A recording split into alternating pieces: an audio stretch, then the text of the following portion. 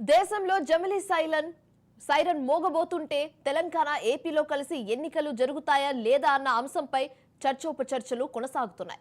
ఏపీలో లోక్సభతో కలిసి అసెంబ్లీ ఎన్నికలు జరగగా తెలంగాణలో 2023 నవంబర్లో అంటే లోక్సభ ఎన్నికలకు 6 నెలల ముందు ఎన్నికలు జరిగాయి.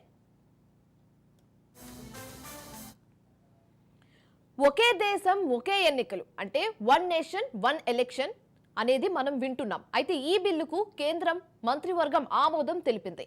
ఈ శీతాకాల పార్లమెంట్ సమావేశంలోనే ఈ చట్టాన్ని ప్రవేశపెట్టే అవకాశం ఉందని సంబంధిత వర్గాలు తెలిపాయి. ఇప్పటికే బిల్లును జాయింట్ పార్లమెంటరీ కమిటీ అంటే జేపీసీకి పంపనున్నారు.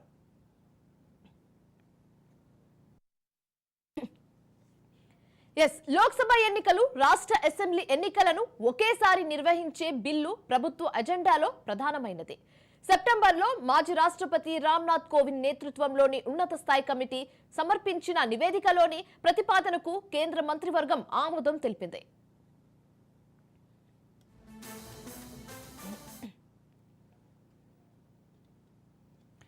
ఏకకాల ఎన్నికలపై అత్యున్నత న్యాయస్థాన కమిటీ సిఫారసులను కేబినెట్ ఆమోదించడాన్ని మోదీ అభినందించారు.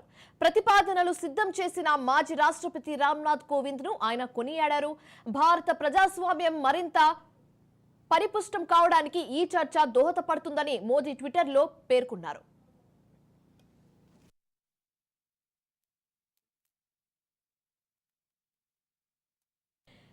మొదటి దశగా లోక్సభ రాష్ట్రాల అసెంబ్లీకు ఏకకాల ఎన్నికలను నిర్వహించాలి. ఆ తర్వాత 100 రోజుల్లో స్థానిక సంస్థల ఎన్నికలను నిర్వహించాలని హై పవర్ ప్యానెల్ సిఫారసు చేసింది. వన్ నేషన్ వన్ ఎలక్షన్ పై ఏకాభిప్రాయం సాధించాలని అంతకుముందు కోవింద్ పిలుపునిచ్చారు. అయితే తాజాగా ఆయన ఇదంతా అందరి ఆమోదంతో చేయాలన్నారు. ఈ నిర్ణయం ఏ పార్టీకి లబ్ధి కలిగించాలని కానీ దేశానికి మాత్రం ఎంతో మేలు చేస్తుందన్నారు. One nation one election game changer అవుతుందని కూడా చెప్పారు. ఆర్థికవేత్తల ఇదే అభిప్రాయం వ్యక్తం చేస్తున్నారని, దేశ జీడీపీ 1 నుంచి 1.5% పెరుగుతుందని నమ్ముతున్నారని మాజీ రాష్ట్రపతి రామ్నాథ్ కోవింద్ చెప్పారు.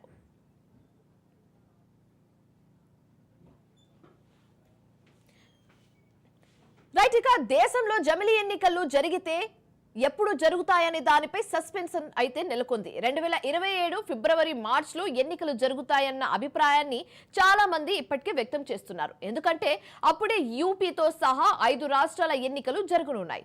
అయితే ఈ నేపథ్యంలో దేశవ్యాప్తంగా ఎన్నికల నిర్వహణపై రంగం సిద్ధమవుతుంది.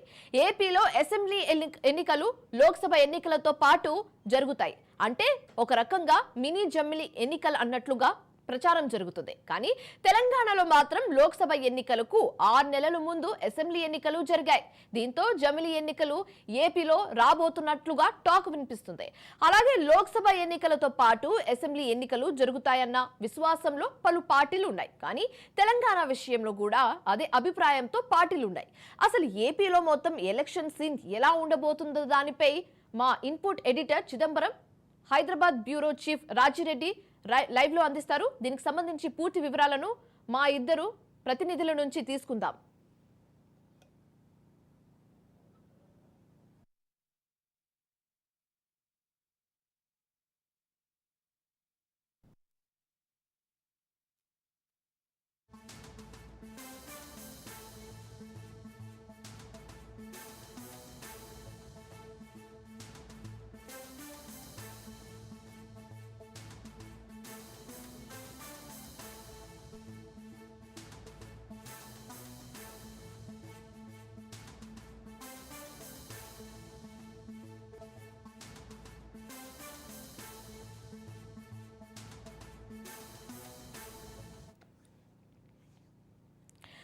ఇక జమిలీ ఎలక్షన్ కి సంబంధించి తాజా సమాచారం మా ఇన్పుట్ ఎడిటర్ చిదంబరం అందిస్తారు.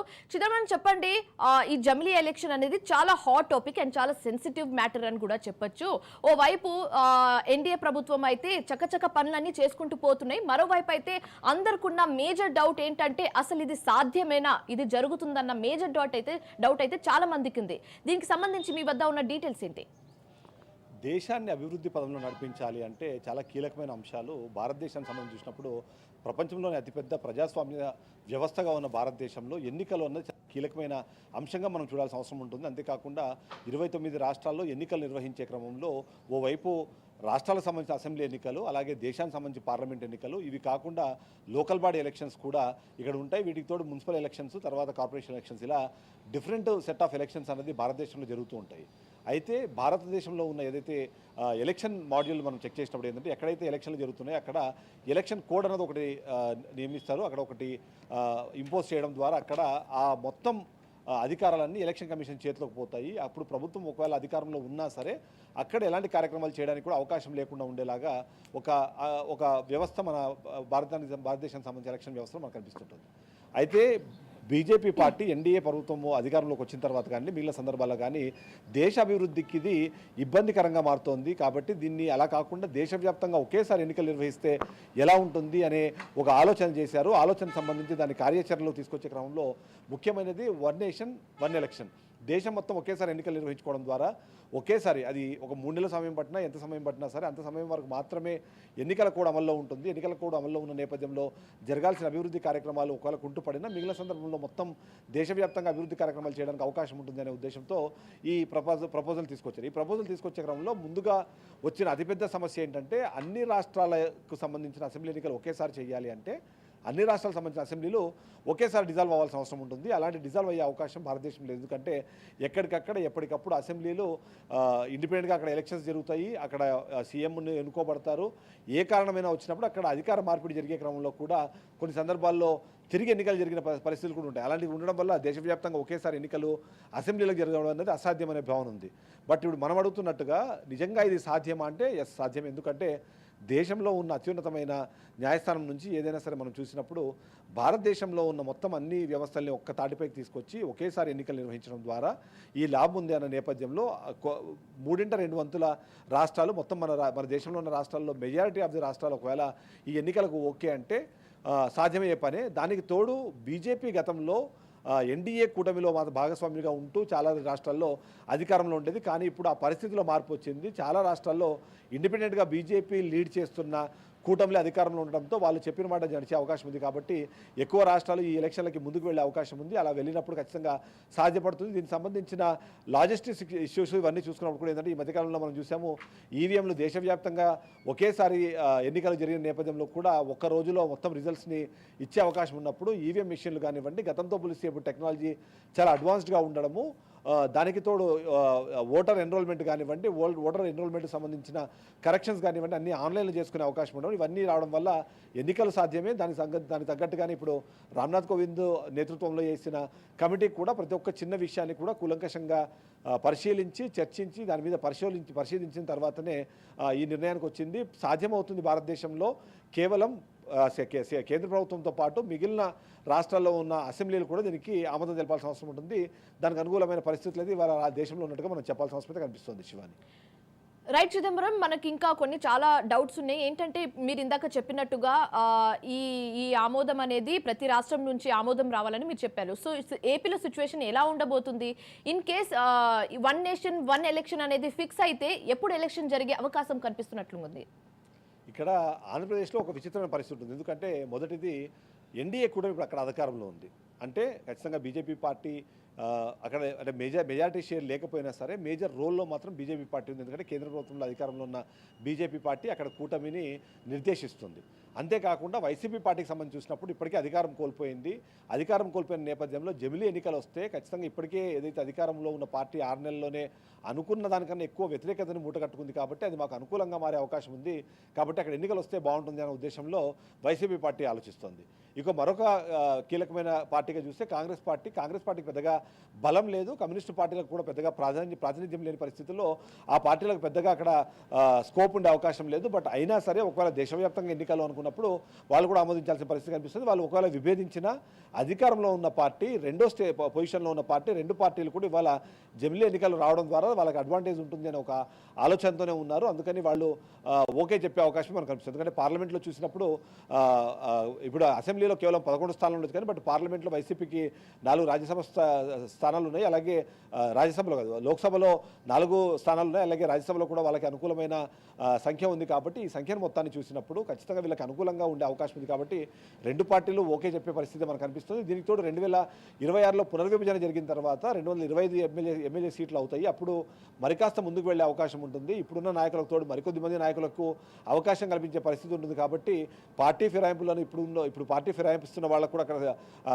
అవకాశం ఉందని చెప్పి అటు అధికార పార్టీ కానివ్వండి, విపక్షాలు కూడా ఇద్దరు ఆశాభావంతో ఉన్న నేపథ్యంలో వాళ్ళ దగ్గర నుంచి పెద్దగా నెగిటివ్ అప్రోచ్ ఉండకపోవచ్చు. నో అనే పరిస్థితి కనిపించదని చెప్పొచ్చు శివాని. రైట్ చిదంబరం, ఇంకో మెయిన్ విషయం ఏంటంటే లోక్సభ ఎన్నికల అనంతరం ఇప్పుడు పవన్ కళ్యాణ్ కావచ్చు, లేకపోతే చంద్రబాబు నాయుడు కానివ్వచ్చు, వీళ్ళ రోల్ కూడా చాలా ఇంపార్టెంట్ అని చెప్పొచ్చు, అంటే నేషనల్ స్టాండర్డ్స్ లో. సో దీనికి పవన్ కళ్యాణ్ అండ్ అలాగే చంద్రబాబు నాయుడు ఒప్పుకునే ఛాన్సెస్ ఉన్నట్లుగా కనిపిస్తున్నాయి వన్ ఎలక్షన్ వన్ నేషన్ కి.